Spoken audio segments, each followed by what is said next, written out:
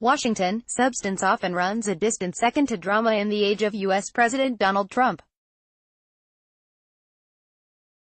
So it was when America's intelligence chiefs visited Capitol Hill recently to deliver their agency's annual worldwide threat assessment.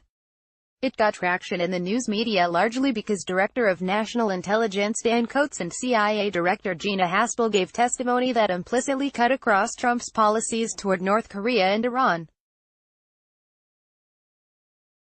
Jong Un has no intention of giving up his nuclear weapons, Coats and Haspel testified, whereas while the Iranians might like to have them, they are not currently building them. Coates' testimony, in turn, triggered a predictable Twitter meltdown from Trump, who admonished his own intelligence officials to go back to school. Largely lost in this controversy were the most interesting aspects of the intelligence community's assessment. These shed light on three trends that could seriously alter the global landscape for the worse. The first involves the ever closer relationship between China and Russia. For years, America's relationships with Beijing and Moscow have been deteriorating, and the threat assessment provides a window into the intelligence community's thinking on both.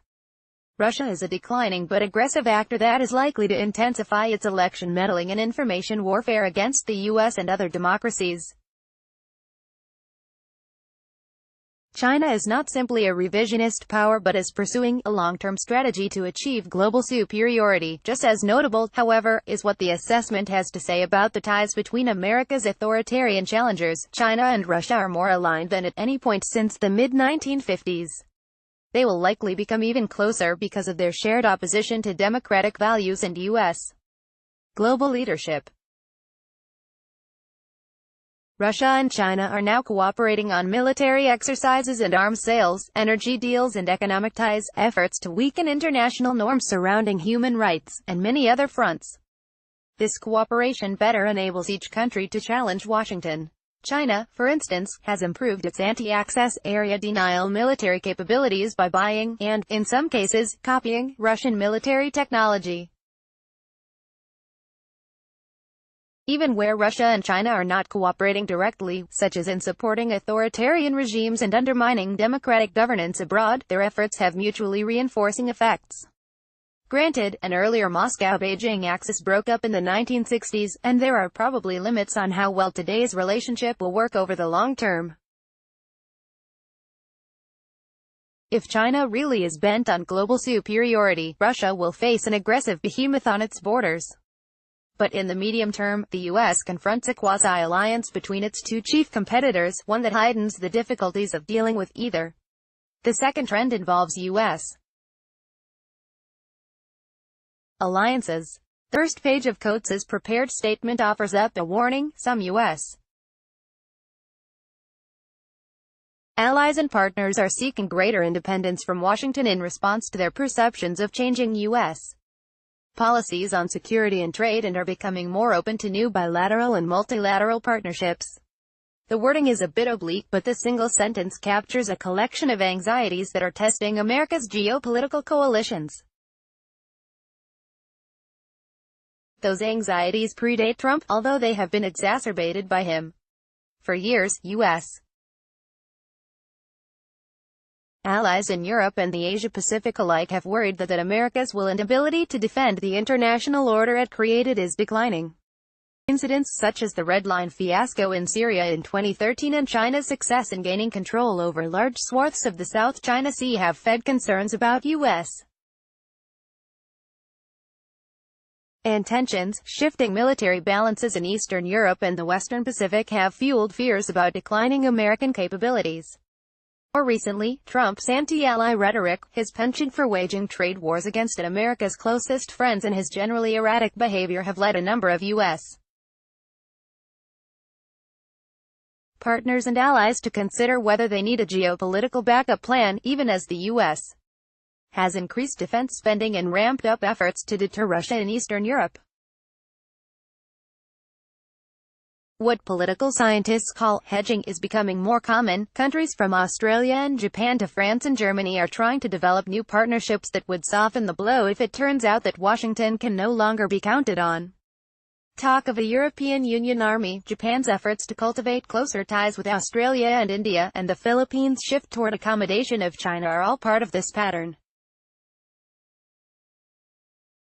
These tendencies could become more pronounced if Trump or another skeptic of American globalism is elected in 2020. Finally, there is the role of advanced and emerging technologies.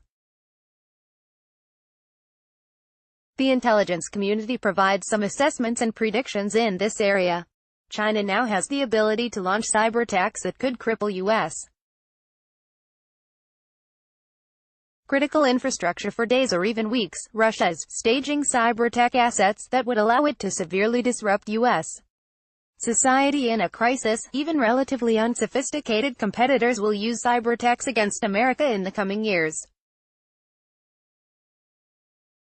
More broadly, the international economy and global politics will be profoundly shaped by emerging technologies such as artificial intelligence, quantum computing and synthetic biology.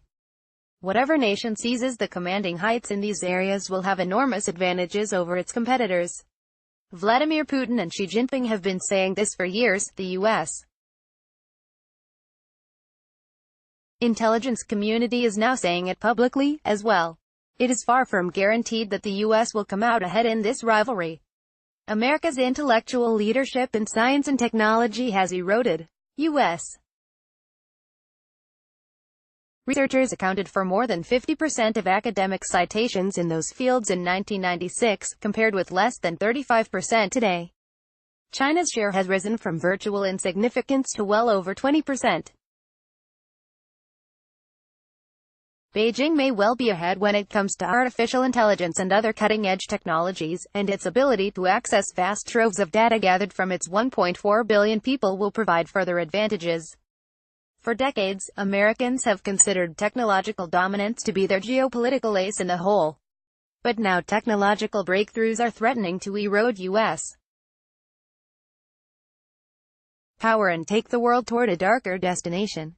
Spies get paid to worry about the scary possibilities. Of course, it is the job of policymakers to ensure that the U.S. effectively deals with them. But the intelligence community's assessment reminds us that while Trump and his antics capture the attention, there are bigger global changes afoot. Hal Brands, a Bloomberg opinion columnist, is the Henry Kissinger Distinguished Professor at Johns Hopkins University's School of Advanced International Studies. Twitter, Facebook, LinkedIn. Reasons for cautious optimism in Hanoi. Last year's Singapore summit between U.S. President Donald Trump and North Korean leader Kim Jong Un was a global ratings success as the first ever meeting between leaders of the two countries. The 100-year life and public pension reform. The administration emphasizes the arrival of the 100-year life, and the government envisions labor market reforms that meet the needs of a society in which people live much longer than reality continues to leak from American life. In 1994, the Clinton administration decreed a bright shining future for education. Its Goals 2000 legislation proclaimed that by that year America's high school graduation rate would be 90%.